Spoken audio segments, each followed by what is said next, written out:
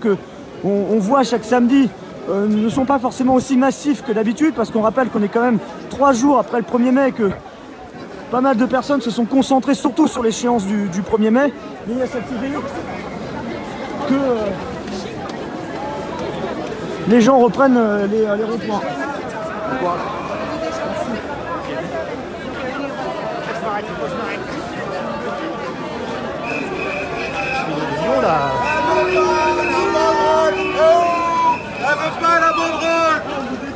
Castaner, poker, menteur, et puis avec des messages qui vont aussi à l'encontre des médias, notamment des chaînes d'information en continu, qui parlent de manipulation de masse. Dis-le, faut leur dire.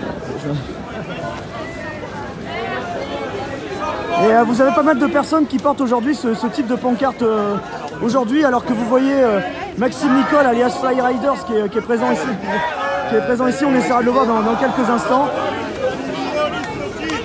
Et plusieurs pancartes également à l'encontre des médias. Bonjour monsieur, je suis en direct sur Brut, un média en ligne, je peux peut-être vous poser une ou deux questions? Vas-y vite alors. Voilà. Alors, voilà, je disais qu'il y a plusieurs pancartes aujourd'hui qui ont une hostilité envers les médias. Ouais. On les voyait un peu moins ces dernières semaines. Il y en avait toujours, mais moins. Là, aujourd'hui, on en voit plus. Pourquoi vous l'apportez? Qu'est-ce qui vous gêne dans ce traitement médiatique, monsieur? C'est pas de justice. Nous, on fait des inquiets depuis mois ce mouvement sur les revendications, parce qu'il n'y en a pas, alors qu'on dit les mêmes choses depuis le début. Et nous, il y a même possibilité d'aller sur les médias, sur les plateaux télé, pour contredire des personnes pour essayer de dire vraiment qu'il y a justice au niveau médiatique. À chaque fois, sur cette chaîne-là, vous voyez sur télé que d'autres radios comme RTL, vous avez vu la règle des gens quand ils ont pris la question au personnel médical, quand il n'y avait pas de lance, ils ont avoué ça à la télé, et bah vous voyez les gens à la radio qui posaient la question, qui étaient vraiment interqués, qui étaient choqués de voir une autre version, de voir la vérité. Là, il faut vraiment avoir la possibilité de dire des vérités à la vérité, c'est juste ça. Qu'est-ce qui a quitté aujourd'hui ce traitement? Qu'il faudrait faire d'être différent? Parce que c'est vrai qu'aujourd'hui on parle souvent de ces critiques. Si on va sur un point constructif, de dire aujourd'hui qu'est-ce que les médias devraient faire différemment selon vous? Ce qu'ils devraient faire différemment, ils devraient arrêter d'interrompre les personnes, les intervenants qui viennent sur le job de Géléon. Il faut arrêter de les couper, il faut les inviter beaucoup plus sur le plateau. Pas que ça, il faut faire un conseil, je pense, de déontologie sur ces médias-là. Parce qu'il y en a marre, ils balancent des conneries à la télé, on peut même pas les juger, on peut même pas appliquer. Et cette putain de machine virtuelle, c'est vraiment un système qu'on n'arrive même pas à traquer. Détraque seulement quand on a des intervenants intelligents et qui ont la possibilité de dire vraiment la vérité des faits établis. Là on a vu le gouvernement Castaner, il y avait des personnes, plus de 781 signalements de David Fresne par exemple, ça c'est des faits. On a pris 12 vidéos à la télé, ils ont rien dit. Ils ont pas été, et le gouvernement est en train de nier bloc tout ça, toutes les violences policières, en train de nier qu'il y a des bons gilets jaunes et ils mettent que les mauvais aspects.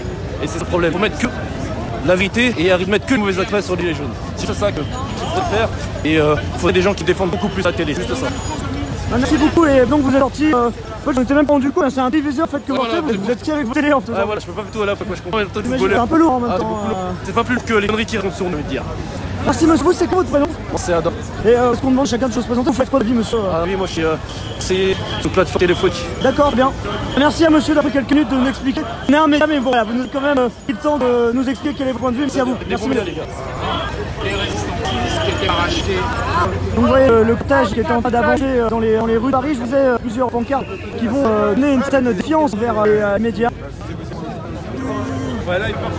Et donc là on avait la fin du cortège, on va remonter celui-ci et on va continuer en immersion dans ce cortège en ce samedi après-midi. Je rappelle, 25e samedi consécutif de mobilisation des Gilets jaunes, manifestation déclarée entre du Nord et Nation. Il reste encore plusieurs kilomètres avant l'arrivée du cortège à Nation et on va vivre ça ensemble en ce samedi après-midi.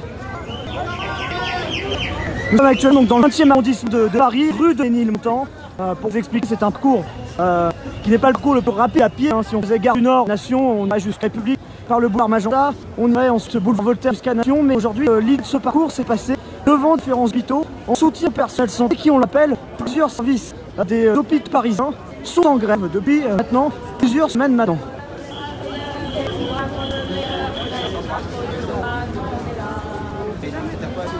Alors vous imaginez bien que ces grèves ne peuvent pas s'illustrer avec un arrêt du travail, parce que déjà le personnel soignant se plaint à flux tendu de ne pas forcément avoir les moyens de travailler au quotidien. Mais il se passe différentes formes d'action, des banderoles qui ont parfois été mises aux fenêtres des hôpitaux et qui pour certaines ont même été retirées.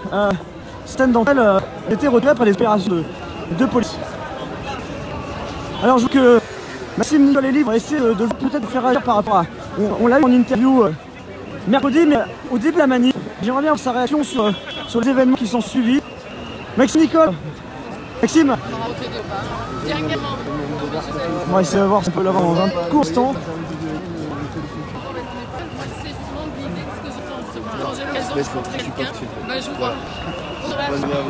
Alors voilà, on est avec Maxime Nicole qui est en train de répondre aux associations d'un média il y a quelques instants. On est dans ces manifestations aujourd'hui, on s'est parlé au début de ces manifestations. C'était tendu mercredi dernier, c'est quoi le bilan de la manifestation mercredi que vous faites? Le bilan de la manif de mercredi dernier, c'est simplement qu'on a un exécutif qui instrumentalise la police, envie de débordement, comme matraque, dans le cas moi j'appelle ça un col, c'est une action sexuelle prise par des forces de l'ordre, certains personnels des forces de l'ordre. Je ne vais pas faire d'amalgame entre un col qui monte, qui porte l'uniforme et quelqu'un qui fait son travail correctement. En l'occurrence d'ailleurs, aujourd'hui, c'est quand même vraiment différent parce qu'en tête de cortège, on a des gendarmes mobiles, sans cadre et sans bouclier. Qui quand même apaisent les tensions. Entre ça et des baqueux qui n'ont pas de brassard, pas d'identifiant Rio et qui ont le visage masqué, c'est quand même un état de colère. Alors pour plusieurs effets, normalement se fait, il y a des enquêtes IGPN qui sont ouvertes. Vous faites confiance à l'IGPN ou pas? Alors l'IGPN, est-ce qu'on peut faire confiance ou pas? Quand on sait que la police est contrôlée par la police et que la police, certains personnels de la police, qui font des exactions, je pose des questions. Ce que je par contre, par exemple, en comparaison, on voit Christophe Deslinger qui a tapé sur un plié sur le premier pont, tout le monde fait cette vidéo. Il a été placé il a été arrêté, il a été mis en compte préventivement. Ça a été très rapide, c'était très médiatisé, tout le monde en entend parler. Et sa vie a complètement changé parce qu'après, il s'est d'ailleurs excusé, etc. Par contre, mercredi, par exemple, on a vu un personnel des forces de l'ordre taper un mur avec gants qu'aucun citoyen français. Cette personne, j'ai pas l'impression qu'elle soit assez médiatisée, j'ai pas l'impression qu'elle ait été mise de son fonction avec interdiction de représenter la force publique dans un uniforme. Donc l'IGPN, j'attends de voir le résultat de ce que ça donnera les enquêtes, mais pour l'instant, il n'y a pas de résultat. Donc ça fait quand même très bizarre que les faits qui se passent sur le terrain et pas encore de résultat de l'IGPN. Ouais, c'est vrai que pour l'instant, c'est vrai qu'il faut appeler, il n'y a eu aucune condamnation de policiers, des enquêtes qui sont en cours. C'est les officiels, il n'y a toujours pas de résultat. Voilà, on est en temps. Et c'est vrai que nous, dans la réaction brute, on n'aurait pas reçu un sujet pour essayer de savoir un peu plus, avoir différents sondages, que ce soit du côté d'invoquer, même du côté des syndicats de police, parce que aussi envie d'avoir leur version des faits, on en parlera probablement les prochains jours si on arrive à voir les personnes qu'on va voir. La dame s'appelle Juliette Annie, qui a été boulée par un personnel des forces de l'ordre. Ça, par contre, par exemple, c'est une enquête qui a été ouverte. Au départ, tout le gouvernement disait que non, elle avait été bousculée par les forces de l'ordre. Grâce à des vidéos, encore une fois, que des gilets jaunes ont donné, la version a changé, puisque quand il a été prouvé que c'est bien le personnel du force de l'ordre qui l'avait poussé. Et on a eu des personnels de l'ordre le samedi et le dimanche qui ont essayé ils sont rentrés dans la chambre vitale de cette dame, en essayant de lui changer sa version. Par exemple, on peut se poser aussi des questions au fait qu'une victime soit protégée. On ne fait pas rentrer des citoyens français qui se font gazer dans un hôpital en faisant croire qu'il est attaqué, alors que toutes les vidéos prouvent le contraire. Par contre, on laisse rentrer des personnels de l'ordre pour essayer de faire changer une version de son témoignage à une victime. Alors justement, ça permet de rebondir sur ce qui s'est passé à la cour de pitié de la Cité Salpêtrière, avec toutes les péniques qu'il y a eu derrière. C'est quoi un peu l'analyse que vous en faites entre les propos de Christophe Castaner, le traitement médiatique et autres? Moi, ce que je trouve hallucinant, c'est que dans toute manifestation, s'il y a des charges des forces de l'ordre du gazage massif, les gens paniquent, et ce qui peut être préhensible, et essayent de s'enfuir où ils peuvent. En l'occurrence, quand on regarde les vidéos, ils n'ont pas essayé de casser les portes, ni de casser les vitres. Ils se sont trouvés piégés comme des lapins. Et donc tout un traitement médiatique très rapide, sans vérification de formation, sans vérification de source. Puisqu'on voit que les médias se sont emparés de ça, et le ministre Christophe Castaner a réagi tout de suite, disant que l'hôpital a été attaqué. Et il fait un mea culpa en disant en fait c'était une intrusion agressive violente. Alors que c'est pareil sur les vidéos, il n'y a pas d'intrusion agressive violente. On voit des gens qui rentrent en poussant une grille, qui essayent de mettre à l'abri et qui n'ont strictement rien fait. On a des témoignages des personnels qui étaient à l'intérieur de l'hôpital, 10 personnes ont été choquées, ça s'est passé relativement rapidement, il n'y a plus de heures et on ne pouvait pas les compter puisqu'ils étaient piégés. Donc je trouve que le gouvernement, au niveau fake news, on est plutôt pas mal entre Ismaël Emilien qui fait des vidéos, des faux computers, et puis Christophe Castaner qui nous fait des soubresauts politiques, c'est génial, c'est super. On a des politiciens bien héros jusqu'au bout. Alors là, parlons peut-être aussi de peut-être par rapport à Christophe Castaner, tout d'abord, ça qu'on a vu par exemple des personnes de l'opposition qui demandent sa démission. Comme tout le monde dit, je pense. Je pense que la décision de Christophe Castaner, c'est inéluctable. Alors, très rapidement, vous avez une femme ici qui est à la fenêtre, qui est en train de bondir un gilet jaune en soutien d'aucun manifestants qui sont en train de passer ici dans la rue. Ah, je reviens. Ouais. Oui, il y a ça aussi. Il y a aussi la vidéo où on voit un CS lancer un pavé sur les manifestants. Donc quand on lance un pavé, je fais l'analyse de ce que le gouvernement. Quand on lance un pavé sur un personnel de l'ordre, on agresse violemment un représentant de l'ordre. Quand un représentant de l'ordre lance un pavé sur des personnes non protégées civiles, bah métiquement c'est le vide. Il n'y a pas de déclaration, il n'y a pas de. Que les deux poids de mesure est tellement flagrant que pour les nier, il faut soit être aveugle, soit être, je sais pas, soit le centre de Stockholm peut-être. Comment réussir à mieux gérer ces manifestations? C'est vrai qu'il y a tout un débat, on voit qu'il y a tension, il y a de part et d'autre, hein. Voilà, c'est pas évident. Ouais. Comment réussir à avoir quelque part une stratégie qui puisse garantir Alors moi, plutôt que de trouver la solution de savoir comment gérer ça dans le temps, en ayant la tête que ça continuera, pourquoi ne pas essayer de se dire plutôt comment faire en sorte que tout s'arrête? pour que tout ça dans la rue, il faut répondre à la rue, à toutes ces personnes qui soutiennent le mouvement dans le fond, c'est-à-dire plus de justice fiscale, vraiment, c'est-à-dire commencer à axer les multinationales et leur faire payer ce qu'ils devraient payer, éviter qu'elles s'échappent avec l'évasion de la fraude fiscale. Il faudrait reculer le privilège de leur rendre leur retraite à ceux qui sont élus, aux fonctionnaires aussi. Parce que quand on demande à quelqu'un qui ne touche rien de faire un effort, eh ben, il faut peut-être montrer l'exemple. Et on sait que dans la dépense publique, il y a énormément de choses à faire. Et troisième chose, c'est un référendum d'initiative citoyenne toute matière sans limitation qui permettrait par exemple de modifier l'article 27 en disant que tout mandat est impératif, alors que sur la constitution actuelle, le mandat impératif est nul. Ça veut dire que concrètement, un policier qui se programme absolument aucune obligation de le respecter.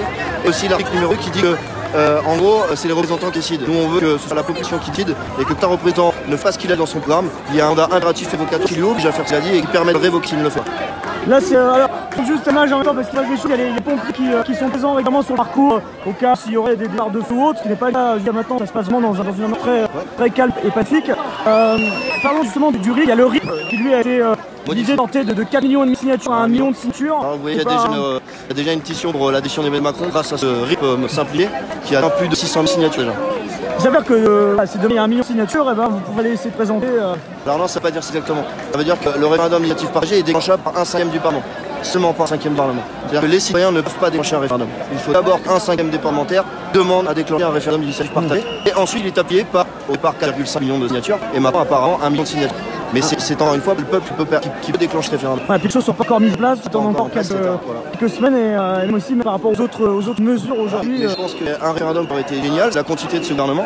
Et ça aurait été une question des pratiques exceptionnelles, parce que je pense que si le président a eu le courage de le faire, il a très peu de courage ce président, c'est de demander la mise en place d'un référendum pour savoir si ce gouvernement doit continuer à être en place ou si justement les revendications doivent être répliquées clairement et mises en place. Je pense que s'il l'a fait, c'est que très bien le résultat aurait été complètement différent de ce qu'il Il y a une question que se pose, alors certains disent voilà, le mouvement de Gilets jaunes déjà entré dans l'histoire, ce cas dans l'histoire de la lutte sociale, et comment réussir encore à le faire inscrire encore plus et c'est une race qui puisse satisfaire encore un peu plus les manifestants qui sont encore là aujourd'hui. Je pense que si vous posez la question n'importe qui Gilets jaunes, est-ce que ça vous intéresse de savoir si ça va entrer dans l'histoire ou pas? On vous dit on s'en fout qu'on veut, c'est vivre correctement et que les élites d'un gouvernement ne puissent plus violer les constitutions telles qu'ils l'ont aujourd'hui.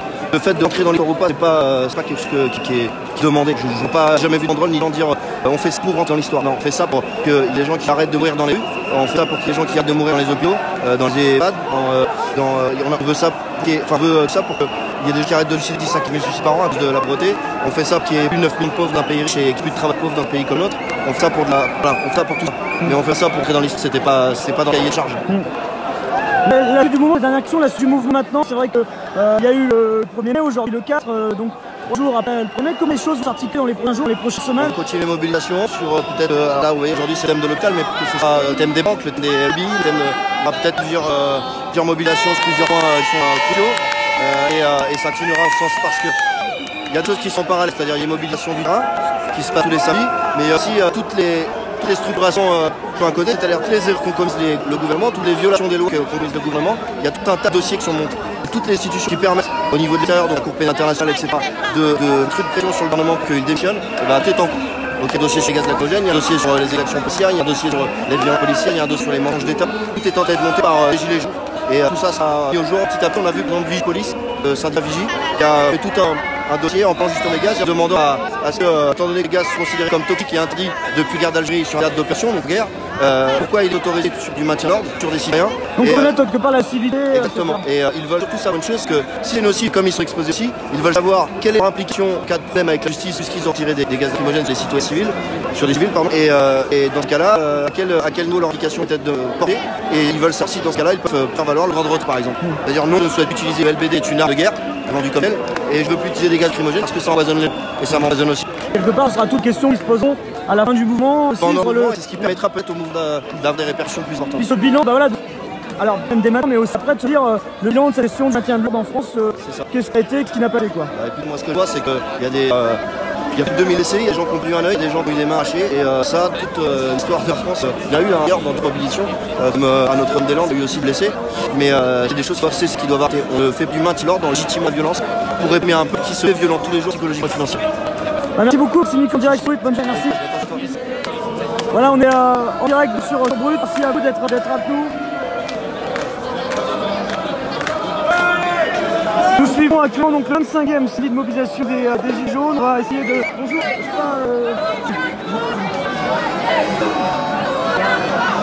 Voilà, donc on va redescendre ce cortège. D'abord montrer un peu des images de ceux-ci. pour que vous puissiez vous rendre compte de la mobilisation. Alors, c'est une mobilisation